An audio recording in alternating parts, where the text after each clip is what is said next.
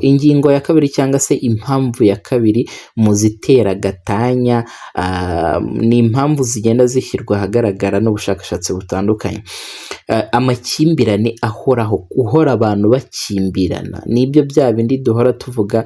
Tekereza mufite abana bari mu myaka 3, 5, 6, uwo mwana aba atangiye kuba yasobanukirwa, yakumva cyangwa se azi kuba hari ikibazo kiri hagati y'abantu n'abandi. Noneho ni ababyeyi bahora batongana imbere y'abana, cyangwa se bakanabivuganira mu cyumba, ariko bikanga bikarenga mu cyumba bikagera no mu bana. Ibyo ni ibibazo biba bikomeye cyane, aho na wa mwana aba atangiye urugendo rutamworoheye rwo kuba amarangamutima ye ari kuhakomerekera, biturutse ku bakabaye babungabunga ayo marangamutima ye. Impamvu ya gatatu mu zitera gatanya ni infidelity, gucana inyuma. Hari ibintu byeze cyane muri iyi minsi byo kumva ko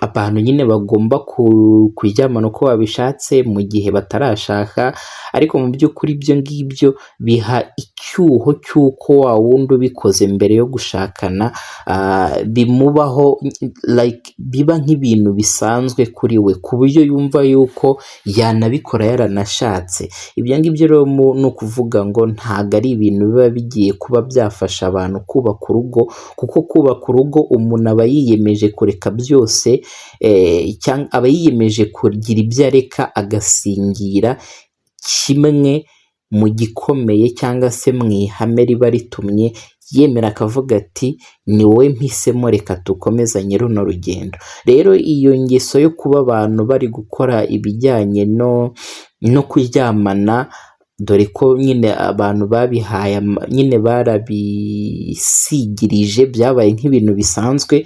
So rero iyo myitwarire cyangwa se iyo mibereho iri kwaduka muri iyi minsi, nayo tuzagenda tugarukaho, kuko ifite aho ishingiye n'ibibazo by'umuntu ku giti cye n'uburyo aba yarakuze, kuko ntabwo ari abantu bose muri ino minsi bari kuba babikora, ahubwo ni abantu bamwe na bamwe babikora kubw'impamvu runaka. Ariko nanone akenshi twabonye yuko ibijyanye n'imyitwarire n'imitekerereze umuntu agira biba bifite impamvu muzi zituruka mu bwana bwe. Ibyo nabyo tuzagenda tubigarukaho. Rero infidelity, kuba abantu bacana inyuma, nayo iri mu mpamvu ndetse zinakomeye cyane zituma abantu bakagatanya. Impamvu ya kane rero ni ikijyanye na financial problems, ibibazo mu mikoreshereze y'imitungo n'amafaranga. Iki ni ikintu gikomeye cyane, kubera ko hari n'umuntu wiyemeza gushakana n'undi agamije kugira ngo basinye ivangamutungo tena nyuma y'imyaka 5, kuko twabonye ko umubare mwinshi twabonye ko abantu benshi batse gatanya 41%. Yego ntago bari muri 1/2, ariko ni hafi 1/2 cya bose bari bataramarana imyaka 10. Bivuze ngo nko muri iyi minsi, aho itegeko ry'umuryango ryavuguruwe, rishyizeho yuko nta muntu wemerewe kwaka gatanya imyaka 5 itarashira, keretse hari impamvu runaka, ngira ngo nazo zirahari. Urugero ni nk'aho umuhanzi Platini, nimba mubizi neza mwarumvisha inkuru ye, nuko we ntago byarindiriye imyaka 5, kubera ko icyabatandukanyije cyaragaragaraga ko nyine umwana atari uwa Platini. Ibyo byari biri obvious, ntago byari bikeneye kuba byashingira kuri ayo mategeko. Ni ibintu byisobanuraga ko yaciwe inyuma n'uwo bakundanaga. Rero ariko mu gihe hatari impamvu nk'izo ngizo zigaragara, ntago abantu baba bemerewe kwaka gatanya hatarashira imyaka 5. Iyi mpamvu ni iyihe? Impamvu ni uko abantu benshi muri iyi minsi bari kwitwaza icyo kintu cyo gusinya ivangamutungo, hanyuma yamara gusinya akahita azamura ibibazo hagati n'uwo bari kubana, agashaka kwaka gatanya kubw'impamvu z'indonke yo kuba yahita agabana na wa wundi bashakanye imitungo.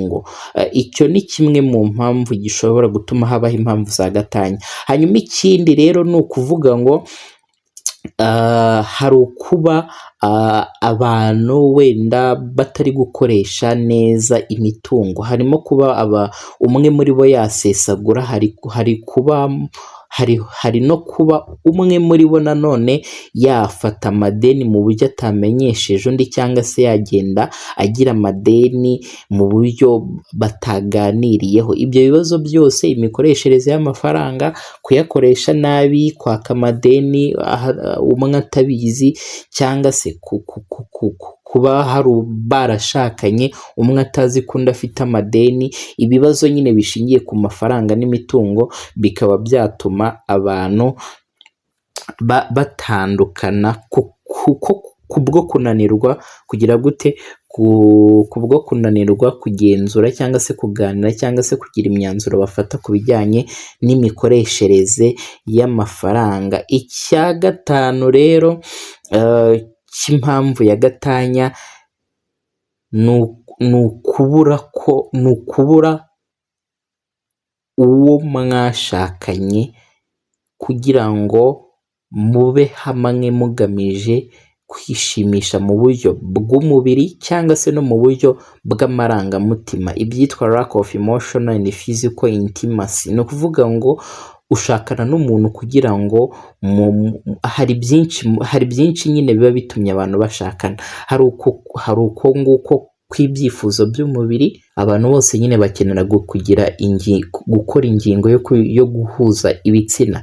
Iyo ngiyo iri mu ngingo ziba abantu zituma n'abantu banashakana, apari yo kuba hari n'ibindi bagirana cyangwa se bakorana, nko kuba bakorana ku bijyanye no kuba bashyigikirana muri kariyeri zabo, ibijyanye no kuba bashyigikirana muri bizinesi, n'izi ngingo zo kuba bashyigikirana mu buryo umwe akeneye undi, mu buryo bwo kuba bahuza umubiri cyangwa se no kuba bashyigikirana mu buryo bw'amarangamutima.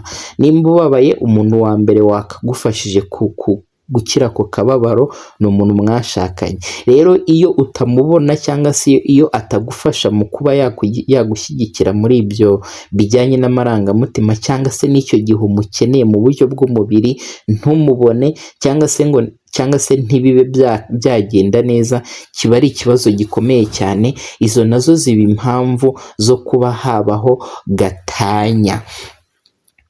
Impamvu ya gatandatu rero ni ikintu cyitwa